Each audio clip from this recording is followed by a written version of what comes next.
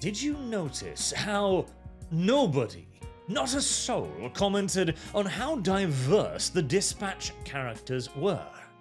This was a sudden realization that dumped into my head a few days ago, and it felt weirdly like a eureka moment. Because yes indeed, thinking back, you've got pretty much every race, color, creed, gender and body type imaginable in Dispatch, and I put out a random tweet about it, going like, oh, this was a weird thought, and for some reason that was shown to damn near 600,000 people, and the comment section is filled with people going, you're right, I hadn't actually considered that. That's weird in the current day and age, isn't it? As, indeed, you've got everything from Polynesian Islanders, to black people, to brown people, to flagrantly homosexual Afghans in this show, with Spanish accents for some weird reason. And yes, indeed, Flambe's outfit does scream homosexual. There ain't no way that man is straight. So, why is this even important? Why did so many people go, oh wow, that is weird, at this idea? Well, it comes back all the way at the beginning of our current cultural conflict, as the initial thesis, the thrust, the argument of the progressive was that gamers were racist, sexist, homophobic, etc., and they had to grow up. Gaming had to change. It had to become more modern, more occupied with serious questions, like racism, sexism, homophobia, yada yada yada, rather than nonsense like, oh, having fun, I suppose. And at the time, our argument were, no, we're none of those things. You're the weird one here, huh? And now, 10 plus years later, we've basically returned to point zero of this to finally, yet again, for the umpteenth time, prove the point we already made that no, gamers literally don't care about any of this. The only thing gamers care about is quality. And so long as that is provided, you can make the most diverse game you damn well imagine, and it will be lapped up by everyone. To the point where, amusingly, I've seen also virtually nobody try to claim Dispatch, as normally, when something becomes suddenly and explosively popular, you see a little bit of a back and forth struggle over who it belongs to. This happened with Kingdom Come Deliverance 2, for example, on a significantly larger scale. But social media, the various news gaming outlets, nobody's really been trying that with this game. Again, despite you've got everything from constructs, to demons, to black people who bend light, to tiny Irish midgets, to actual literal monsters, to disgusting people, to aliens, to, well, Floridian Indians, and of course, the main attractions, the stars, Blonde Blazer and Invisigal, whose popularity is proven by the sheer mind-numbing quantity of fan art the two have received. And I think one of the reasons why this hasn't been attempted to be claimed is because it's weirdly non-political, and yet also weirdly explicitly neutrally political. This is exactly the kind of game that I would hope that my tyranny of neutrality would actually enforce upon the world. Something that feels just, well, frankly, normal compared to what else has been going on in the world for ages. Hell, it was frankly a shock to me that there weren't any gay romances in this game, as I feel like the gap between it was also a big part of the reason for Dispatch's success.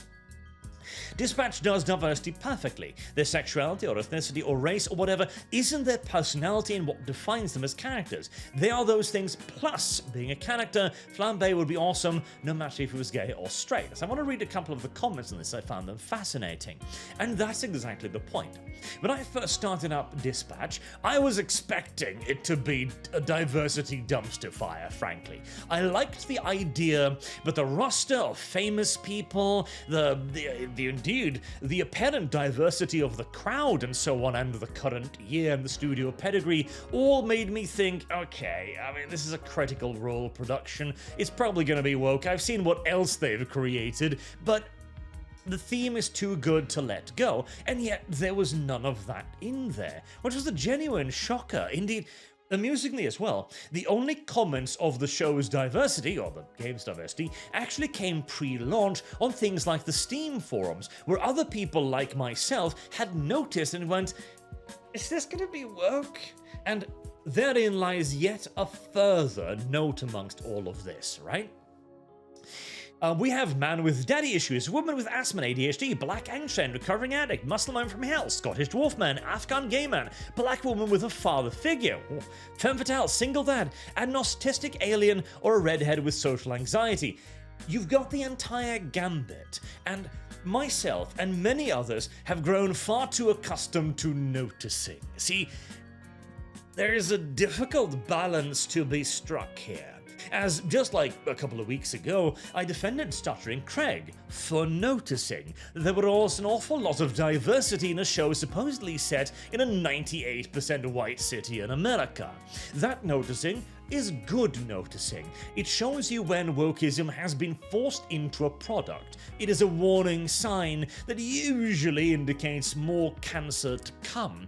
But you can notice too much as well. There is absolutely a potential for growing too, how do I put it, paranoid, in a sense, getting too sensitive, seeing political topics even when there aren't actually any political topics there. In the entirety of Dispatch, I think they make one diversity joke, and that is in the context of Blonde Blazer being, as she herself says, overly corporative.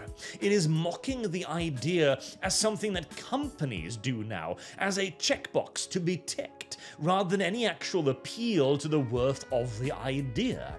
And again, I myself fell prey to this. I assumed it was going to be some kind of The Boys-style superhero, modern show where everyone was an asshole and the only question was how good they were at hiding it. Indeed, I looked back on a bunch of the reviews after the fact for the previews of the game in the first 2 episodes, and most of them too were like, okay, this is probably going to basically be a The Boys-style show, and all of this is going to be figuring out how the characters turn into giant douchebags. Everyone thought Phenomenon was evil. Everybody thought Blonde Blazer was evil. I thought Blonde Blazer was evil because I have been so thoroughly accustomed to the idea of a female being nice being a red flag. It is such an absurd thought, but the very idea of a woman, an attractive woman, being nice, approachable, normal, decent, was somehow practically unheard of. The idea of having just a superhero story was crazy. Yes, that's the big takeaway. It wasn't in your face about it. In more production, companies realized this one key method, maybe gamesmen can become good again. Exactly. And there's the thing too. There is absolutely value in diversity, which is again where the too much noticing comes in. You can absolutely have a game with a wide amount of representative characters that people can get interested in.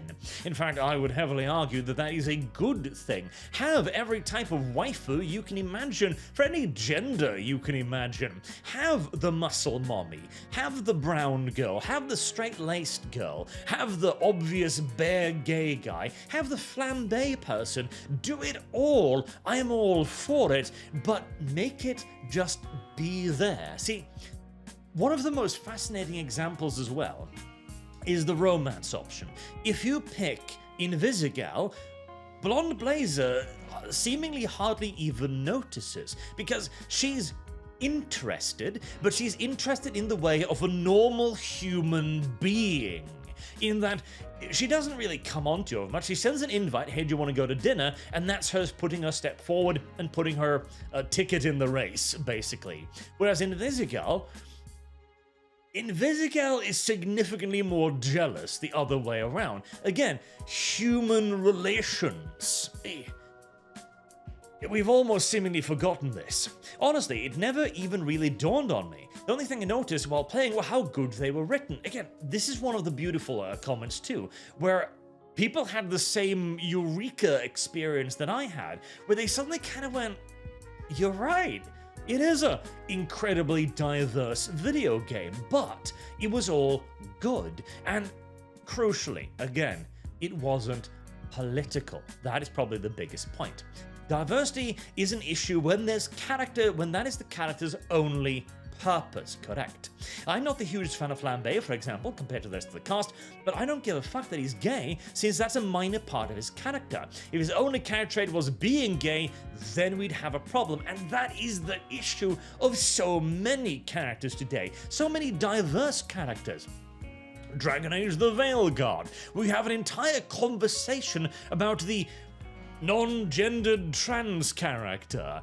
When that becomes all you are, you're not a character anymore. You're not interesting. You're not a part of the world. You are somebody else's political agenda. You are the writer's pen made obvious and blatant to force in a point they personally believe to be important into your entertainment.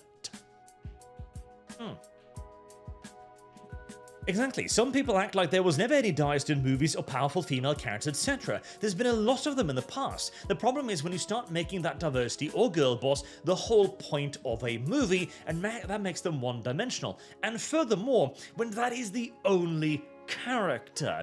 Yet again, one of the assumptions of Blonde Blazer being evil was because there's gotta be a girl boss character in here somewhere, right? And Blonde Blazer even is, to an extent, a girl boss character, like when she busts in and saves Robert, for example, or lifts him out of his depression. She is absolutely a little bit of that, but that is not all she is. Whereas most modern day movie characters are just that, the infallible girl boss, whereas Blonde Blazer's her very powers aren't even her. She is reliant on an external force rather than on her own abilities. The girl boss thing has been an absolute cancer on entertainment. And it's not like we haven't had that in the past either and been wildly popular. Xena Warrior Princess is practically the girl boss show personified, and yet also simultaneously not that, as Xena herself is also a deeply flawed character who fucks up, fails, and is abused and misused on multiple occasions. You know, actual humanity again.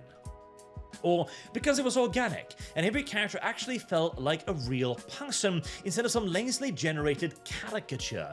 When you do that, people stop caring about how diverse your cast is. They care about good characters, good storytelling, and a good game.